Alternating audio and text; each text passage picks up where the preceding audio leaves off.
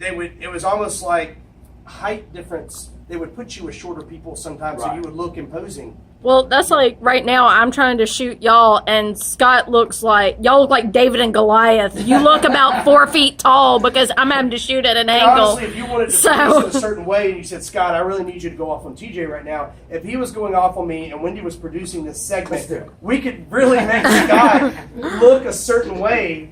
And you got to remember, as he goes off to do business after this, people will see that characterization of Scott as, oh my God, that's what he's like. Should I trust him with my wedding? I don't know if I want a Scottzilla to come after me. People were so intimidated by me after the show because they thought I was this mean, crazy person, and I was so not that. But they were so intimidated. I can't go crazy once something goes wrong with that. This is, when I'm around Scott, I just smile. It's things like this, no matter what and Scott and I have been in some crazy production situations, and this is with Scott. I just smile at Scott. The stuff that's happened. But, I mean, literally people were terrified of me. People were scared to contact me about working for me. You know, they would just be like shaking, and I'm like, calm down. I mean, so that was the negative part of the show for me. Of course, it came with so many great things. You know, it definitely helped my business. I got to be friends with Paula Dean, so anytime I want, I can hang out at Paula Dean's house. She cooks for me, which is. If you follow him on Facebook, it's like him and Paula just hanging out, right? Yeah, we go thrift shopping. Yeah, it's just. Paula's got his sunglasses on. That's my favorite, where she's got her sunglasses on. Yeah.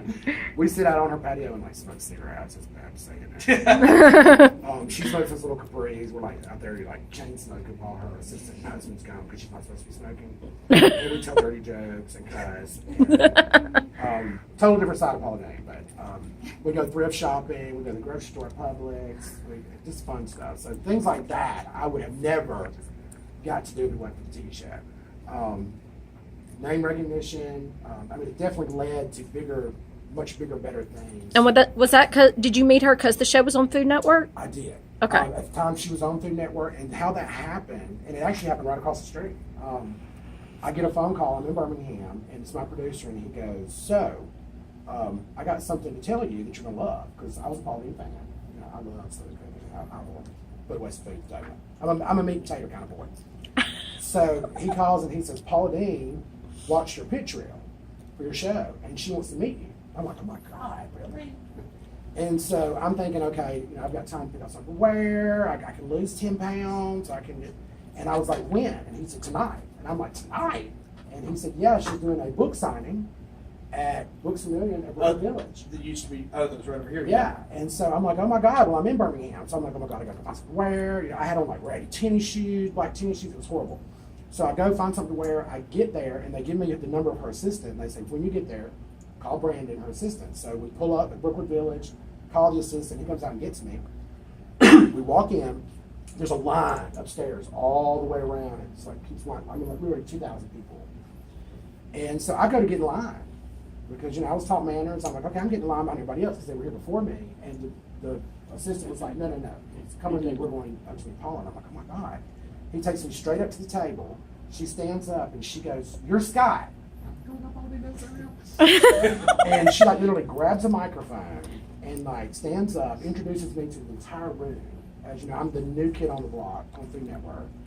Invites me to dinner after. It was just crazy. I mean, and next thing I know, I'm at Brio across the street in a private room having dinner with all of them.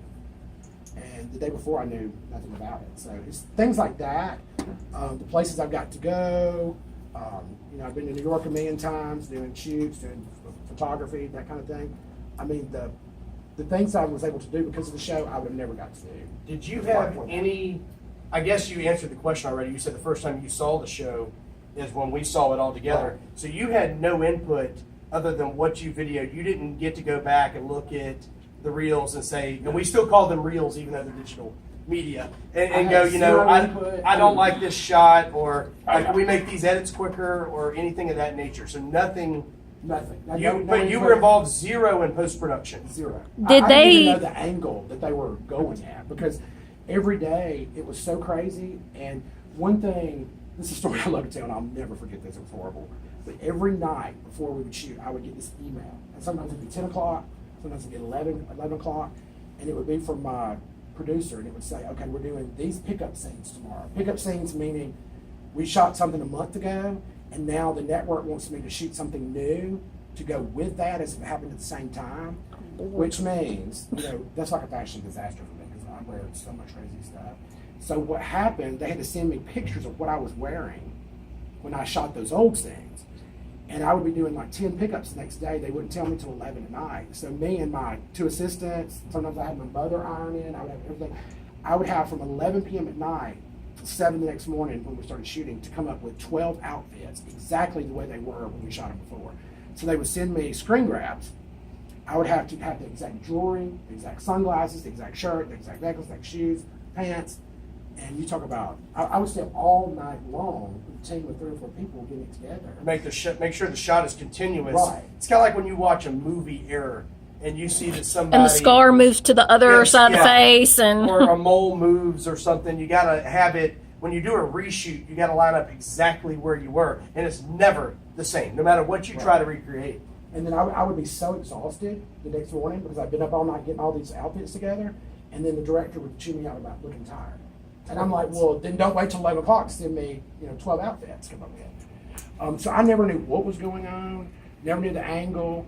And the other thing that is, I would say is a negative for reality TV is the editing.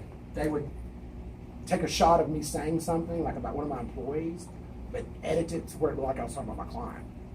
I was about to say they take stuff out of context of how you said it, and you go back and watch the episode and go, that's not when I or why I said that. Voiceovers the other day, so he would say this, and the editor would go back and put a picture of the client or a video of the client without the audio, while Scott would say this, so you as the audience would visualize that he's talking about the client when he really said the line. The shot could have been him talking to Wendy and chewing Wendy out. Right. And instead, it's whoever his client is, and we'll just, in post-production, put his client, that video over. We'll keep the audio. So those audio overs that we were talking about editing, that's a prime example. Right. And I don't know if you know, but that happened premiere night. Really? There was a shot where I was talking about a girl that worked for me, and she'd done something crazy. And I said, she's crazy as hell. That's what I said. On the premiere episode, they showed the bride's mother, who was at the premiere, and edited to where I was saying that about her. And I'm like standing up there on the stage like, oh my God, I didn't say that about her. And Scott's having a question. Maybe I did. This sounds like and I'm me. like, I know I would not have said that, knowing it's been filmed. And I look out in the audience of like 400 people, and my eye went straight to her. She's like, and remember, guys, these are paid clients. Paid clients. Right. And they have the ability to go on Google review, Yelp, Facebook review, paid clients. Yes. And I heard her say, Scott Wedgeworth. And I'm like, oh my God. So, once the smoke clears and the cameras leave town, then I'm left to pick up the pieces and try to explain to these people, I promise I didn't say that to you, because they edited it to where it looked like that. And so my critique of the show, and I was talking about the other day, as a production person, when I look at it, I don't know how much of a plan they had per episode of what they wanted to accomplish. And what it looked like to me is they had certain unscripted scripting that they did to put people